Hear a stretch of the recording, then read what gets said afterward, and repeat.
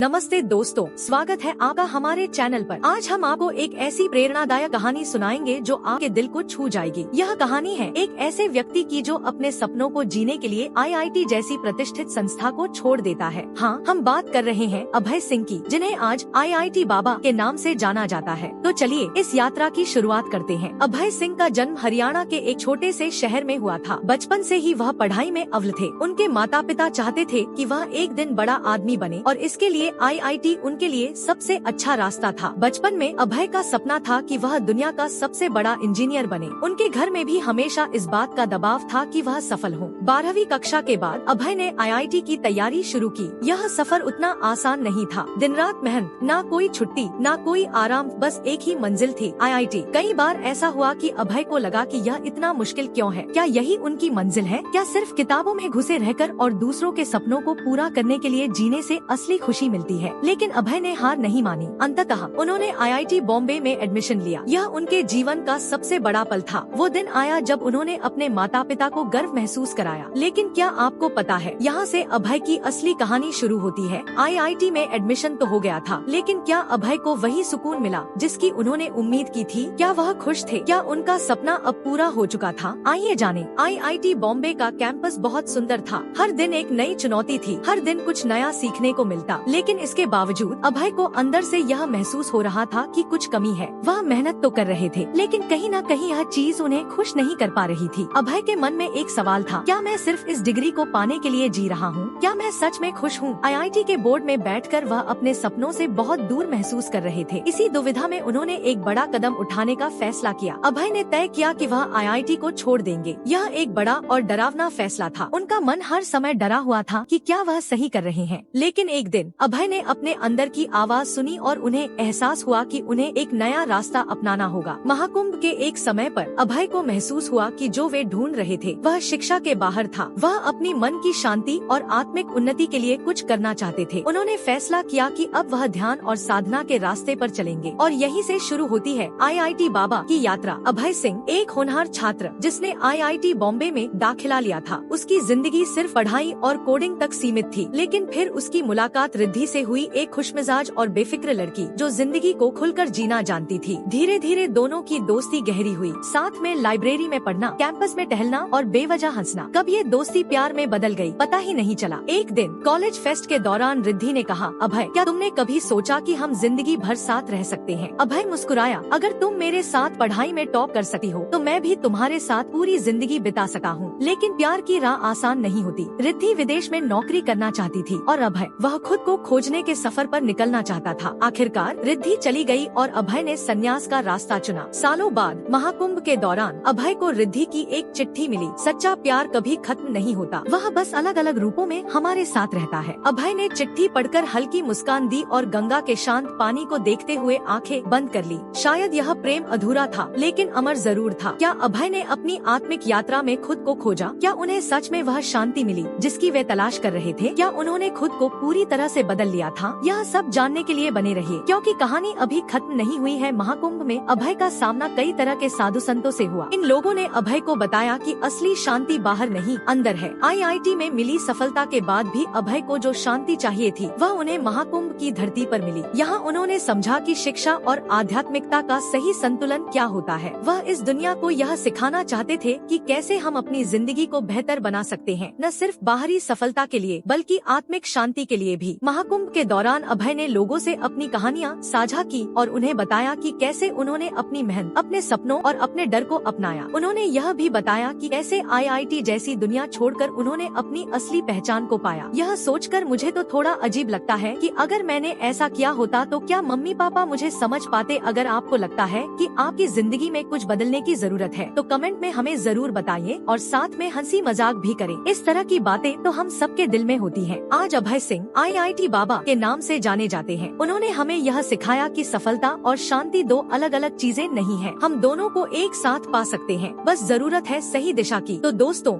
यह थी अभय सिंह की कहानी।